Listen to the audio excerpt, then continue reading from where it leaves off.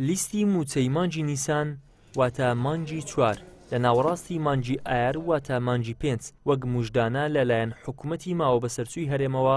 ڕاگەیەنرا. بەهۆی بێبەڵێنی حکوومەتی هەرێم و زامن نەبوون و پێنەدانی موچە لە کاتی خۆیدا، فەرمانبەران لە هەرێمی کوردستان لە دۆخێکی ناجێگیری دەرونیدا چاوەڕێی وەرگرتنی موچەکانیان دەکەن.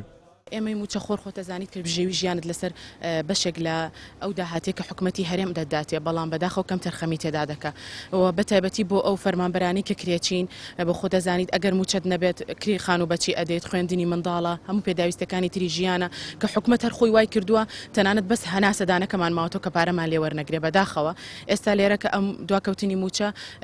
کاریگەری ئەرێنی و نەرێنی دەکاتە سەر ژیانی هەموو خێزانێکی کورد و بەتایبەت ئەو خێزانانی کە لە ئاستی ناوەند و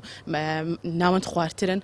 کە ئیتر دۆخێکی دەرونی زۆر ناخۆش دروستە بێ. ئەمڕۆ موچە دێ بەیانی موچە دێ دێت نایەت چەندمان ئێنێن لێمان نابڕن موچەکە بە تەواوەتی دەچوونێتەوە سەر حکوومەتی بەغا نەچوین بەغا موچەکە ئەنێرێت ناینێرێت. بەڕاستی ئەمانە هەمووی پرسیارن ڕۆژانە بۆت بە کۆڕووباسی گەرم لە نێوان هاوڵاتیاندا لەسەر شەقامەکان لەبەرەوەی خەڵک احتیمادی ڕاستەخۆی لەسەر موچەیە، بۆیە ڕاستەخۆش کاریگەری سەر ژیانی خەڵکی بۆ نمونە فەرمانبەر یان مامۆستا هیچ پیشەیەکەی نییە، یعنی ناتوانێت لەبەر پیشەکەی خۆی کە مامۆستایەتەکەی بیکە ناتوانانی بە پیشەشکی خەرگی بۆیە کاتێک موچەی دوا دەکەوی یان موچەی لێ دەبڕیان پلە بەرزکردنەوەی ڕادەگیری ئەمە ڕاستەخۆ کاریگەری هەیە، چۆن دەتوانانی ژیانی خۆی دابین بکات لە کاتێکدا بەداوام خەریکە، لە کاتێکدا بە پرۆسەی خوێندن خەریکە. بۆیە بێگومان لە هەموو لایەنێکی ژیانی چکە ڕاستەخۆ داهاتیوی لەسەر ئەوەیە لەسەر ئەو موچەیە کە حکوومەتیش بەبێ هەوکار بەبێ هیچ شتێک پلە بەرزکردنەوەی ڕاگرتووە یان خود موچەکەی پێنادە یاخود وای لە مامۆستا کردووە لە فەرمانبەر ماوەی زۆر کەوتە دڵێ ڕاوچێ ئەو موچە دێ موچە و مانگە دێ موچەی مانگەشکەنە. ڕۆژنامەنووسێک لەبارەی ڕێککەوتنی هەولێر و بەغداوە دەڵێت ڕێککەوتنەکەیان کۆنکرێتی نییە، تەنها هەموو غەمی بەرپرسانی هەرێم دووبارە دەستپێکردنەوەیە بە هەناردەکردنی نەوت. بەداخەوە ئەو ئینتفاقێکە حکوومەتی هەرێمی کوردستان لەگەڵ بەغدای کرد ئینتفاقێکی کۆنکریتی نییە کە بتوانێت موچەی تەواو بۆ خەڵک بۆ فەرمانبەران دابین بکە. ئەوەندەی بە هەنگاوێکی تەکتیشیەسی ئەوەندە بە هەنگاوی استراتیژی ناچێت تا خەڵک بتوانێت ئەوە بکە. ئەوەتانەیە کە